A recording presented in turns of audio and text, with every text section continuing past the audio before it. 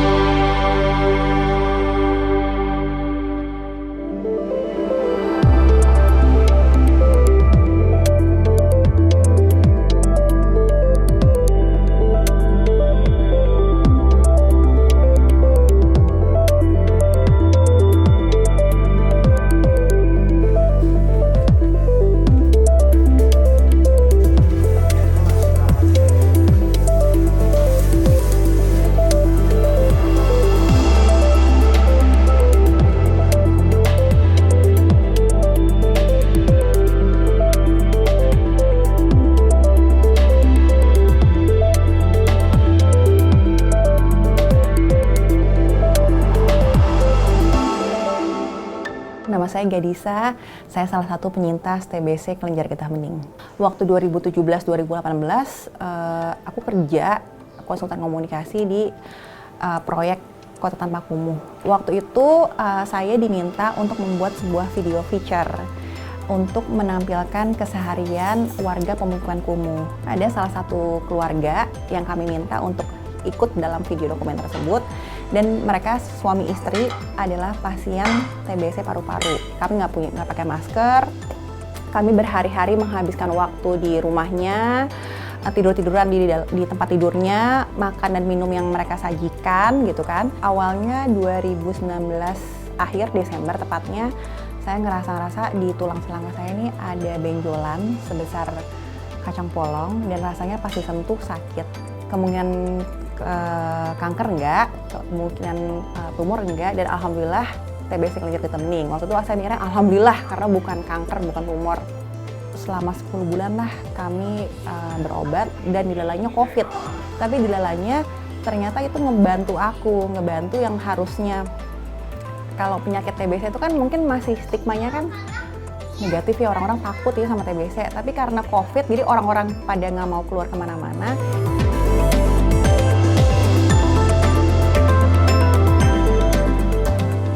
Jadi waktu dulu saya 2013, saya sekolah di Inggris dan sekolah di Belanda. Karena saya adalah salah satu student yang dari negara tropis dan tinggi angka TBC-nya, kami harus ikut screening TBC untuk bisa masuk kuliah. Jadi waktu itu negara-negara di sana cukup takut dengan TBC. Padahal mereka bukan negara dengan kasus TBC tertinggi ya. Nah, menurut saya ketakutan, kecemasan itu perlu direplika atau perlu dimiliki oleh pemerintah ataupun stakeholder di Indonesia, yang mana memang tempat paling tinggi TBC-nya gitu ya. Jadi deteksi dini itu is a must, fardu ain.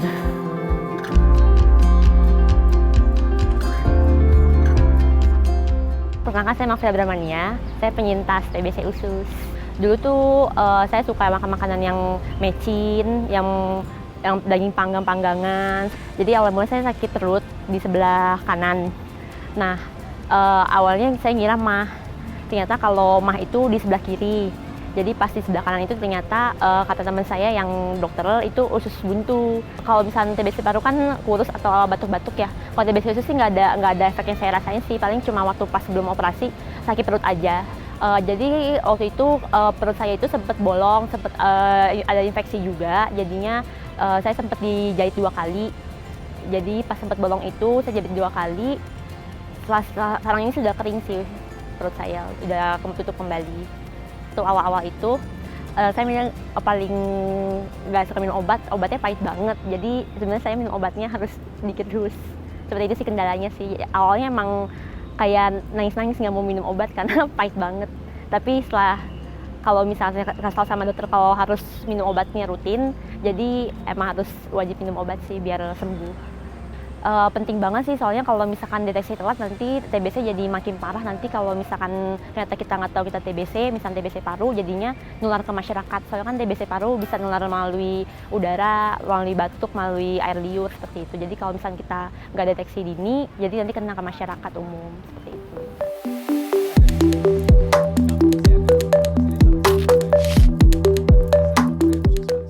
Maret tahun 1882, sudah berapa 100 lebih tahun yang lalu, itu kuman tuberkulosis ditemukan oleh orang yang namanya Robert Koch. Dia mempublikasikan hasilnya pada 24 Maret 1882 dan sejak itu kumannya sudah ditemukan, kemudian obatnya ditemukan, dan sampai sekarang tuberkulosis masih menjadi masalah di berbagai belahan dunia termasuk di Indonesia. Yang paling sering ditemukan atau yang sering kali dijadikan patokan adalah batuk berdahak 2 atau 3 minggu atau lebih. Tentu saja tidak semua orang batuk berdahak 2-3 minggu atau lebih itu tuberkulosis, belum tentu. Tapi itu salah satu cara untuk mendeteksi awal kemungkinan tuberkulosis untuk kemudian diperiksa lebih lanjut. Kemudian ada demam. Dan juga ada keringat malam, jadi malam-malam walaupun udara dingin berkeringat karena metabolismenya terganggu begitu. Tentu saja ada nyeri dada, kemudian ada lemas.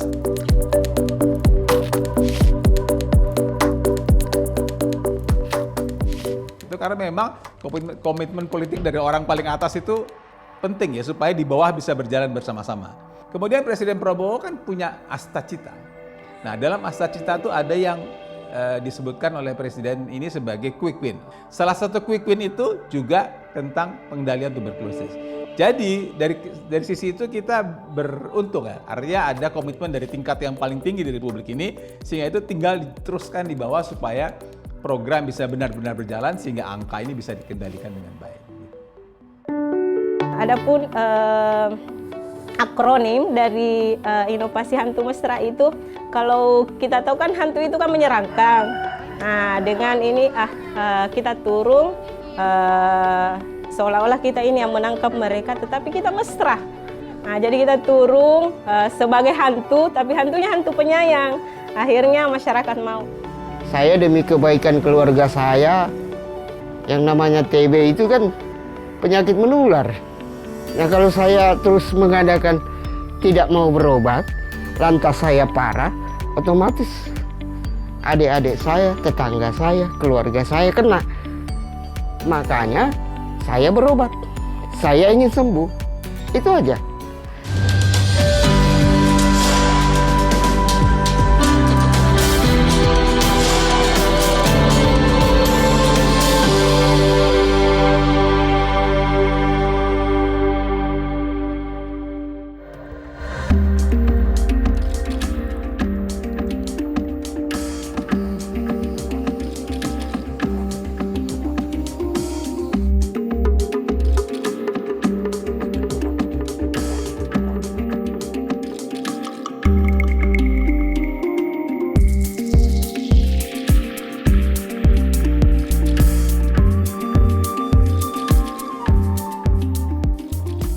Kasus tuberkulosis di Kota Makassar untuk 3 tahun terakhir ini memang semakin meningkat daripada tahun-tahun sebelumnya ya. Ini pastinya juga disebabkan karena semakin banyaknya kita lakukan penemuan kasus, banyak kegiatan yang tadinya mungkin mengharapkan orang yang datang ke Vaskes pada saat mau memeriksakan diri, untuk saat sekarang kita tidak lagi terlalu menggunakan hal tersebut. Kita lebih banyak turun ke lapangan karena investigasi kontak memang merupakan salah satu indikator dalam program penanggulangan TB nasional, di mana setiap satu kasus indeks, yaitu pasien yang penderita TB, itu kita harus melakukan pemeriksaan pada minimal 8 orang kontak erat mereka. Jadi baik itu yang tinggal serumah, temannya ataupun sama-sama bekerja yang closely related dengan pasien tersebut, itu mereka ceritanya masuk dalam suspek kontak erat dari pasien tersebut.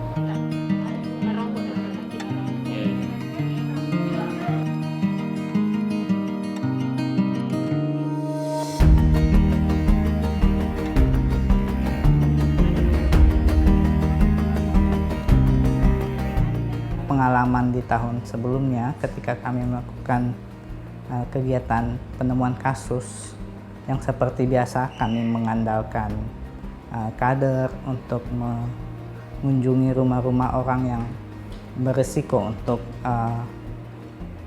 terkena TB, mereka mengalami kesulitan karena banyak penolakan.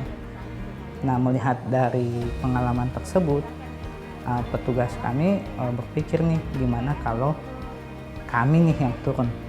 Kami melibatkan ada beberapa tim karena kami perlu nih masukan siapa-siapa nih yang kami harus screening. Kan kontak serumah pasti kami udah tahu karena ada datanya. Tapi untuk yang lain yang beresiko seperti pasien-pasien DM, pasien-pasien HIV, itu kami butuh data dari Poli. Jadi pasti kami melibatkan tim yang di Poli di bawah untuk kasih kami data nih, ada pasien-pasien DM berapa gini.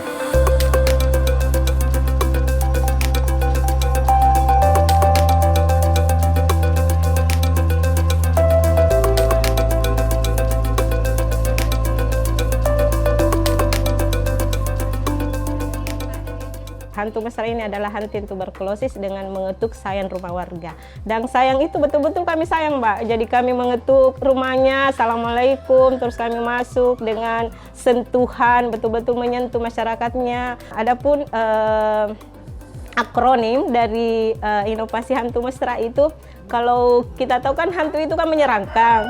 Nah, dengan ini kita turun, seolah-olah kita ini yang menangkap mereka, tetapi kita mesra.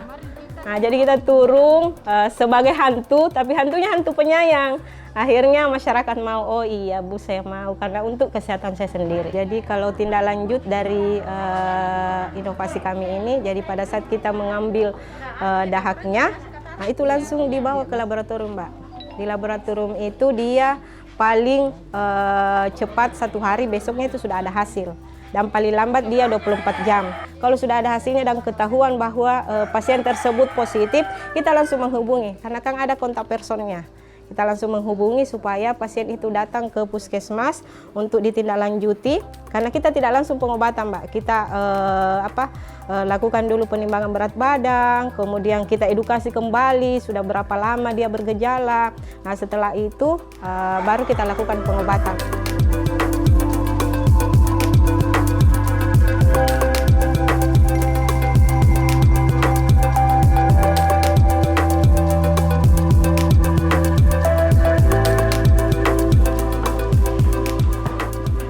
Saya demi kebaikan keluarga saya, yang namanya TB itu kan penyakit menular.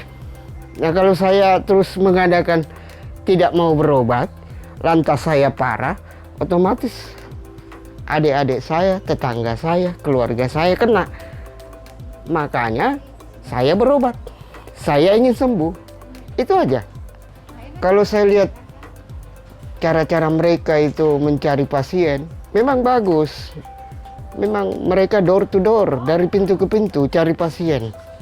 Dan kebanyakan pasien sekarang itu tidak mau. Karena penyakit paru ini kan malu orangnya. Tertutup. Makanya saya salut dengan tim puskesmas dari Balaparang. Mereka door to door. Jadi face to face bicara secara kekeluargaan.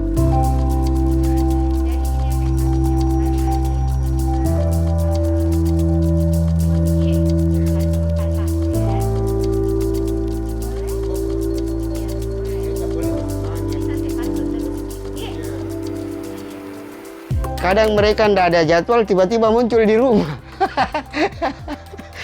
Saya kaget-kaget, Ada apa lagi? Kunjungan mendadak. Iya. Untuk menyarankan agar saya tetap dalam koridor pengobatan yang sempurna gitu. Ya, syukur. Sudah selama dalam proses pengobatan itu saya rutin minum obat dan banyak hasilnya. Hasilnya bagus. Bagus hasilnya. Pernapasan saya sudah bagus. Mau tidur tidak susah, bangun juga enak, rileks.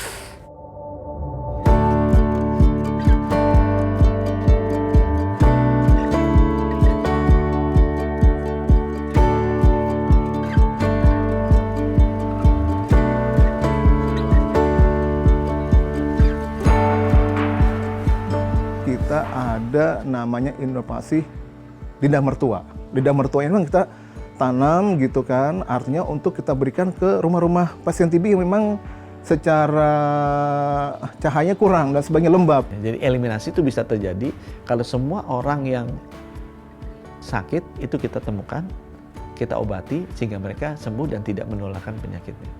Jadi sumber penularannya harus kita hilangkan kan. Itu bisa dicapai dengan program screening yang masif.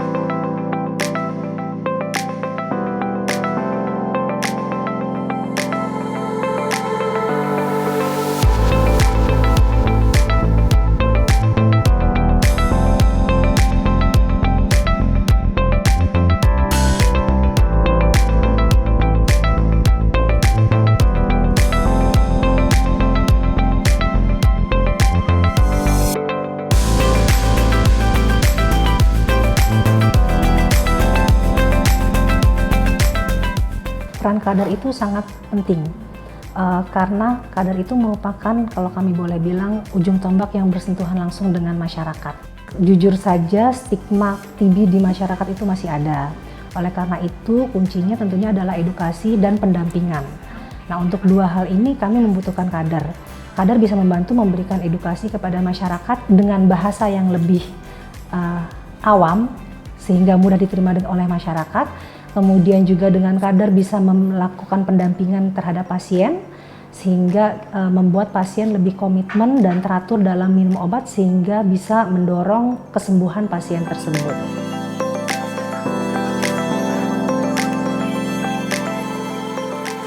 Jadi sebelum terbentuknya KST, Kampung Siaga TB ini, Puskesmas mengalami kesulitan dikarenakan masih banyaknya pasien mangkir. Kenapa pasien mangkir?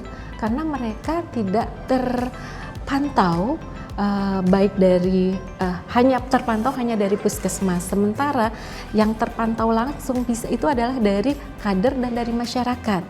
Tetapi pada saat itu kami kesulitan karena terputusnya atau terbatasnya petugas kita untuk sampai ke masyarakat atau kepada si pasien tersebut.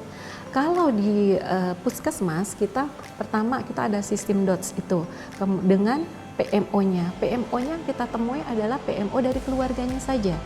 Yang dimana kalau keluarga dia suka empati ya, kepada simpati dan empati kepada anak, istri atau suami, sehingga ketika dia minum obat dia merasa tidak nyaman, it's okay, berhenti saja kan gitu. Tetapi dengan adanya KST Kampung Siaga TB dengan para PMO dan kader-kadernya ini, kita bisa melakukan pendekatan secara komprehensif terhadap si pasien tersebut, sehingga untuk terjadinya mangkir, dia tidak mau minum obat atau tetap obat, itu alhamdulillah setelah KST ini tidak ada lagi.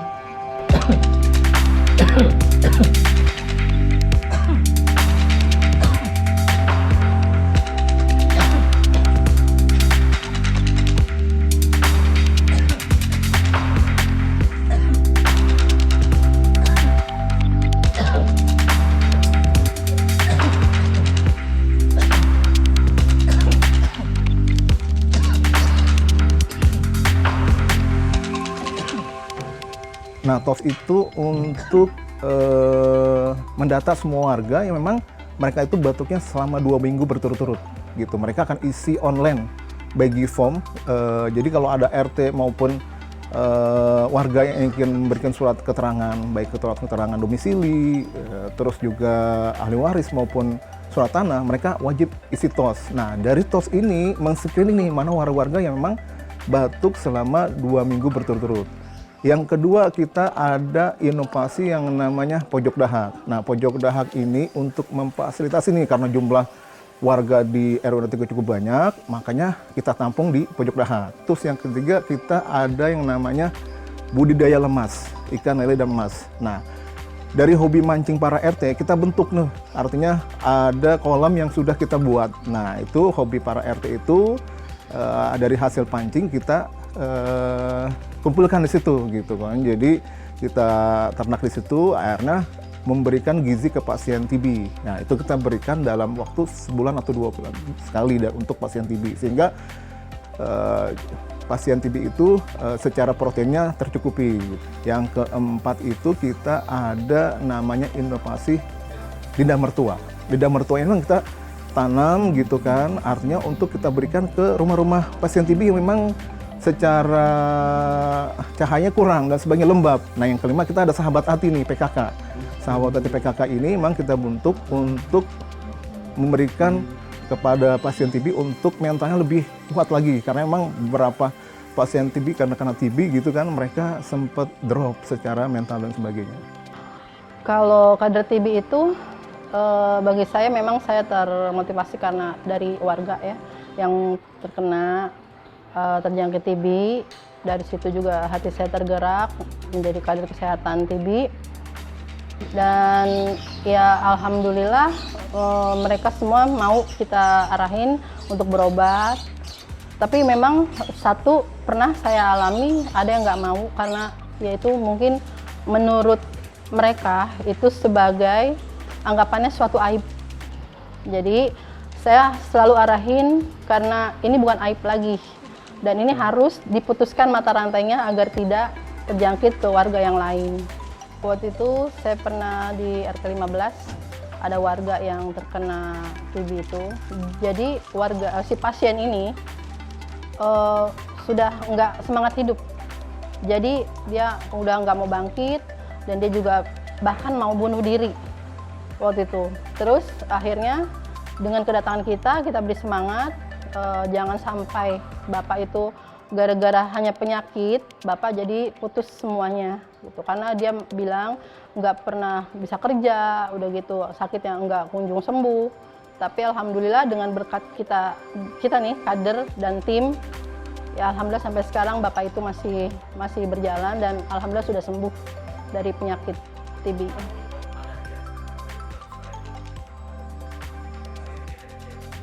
Karena obatnya udah ada, yang paling penting harus dilakukan adalah screeningnya masih bagus, surveillance-nya masih bagus. Jadi kita harus temukan sebanyak-banyaknya secepat mungkin.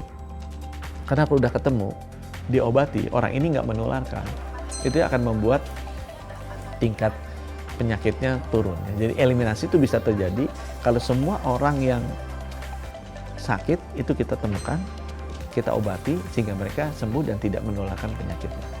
Jadi sumber penularannya harus kita hilangkan. Itu bisa dicapai dengan program screening yang masif.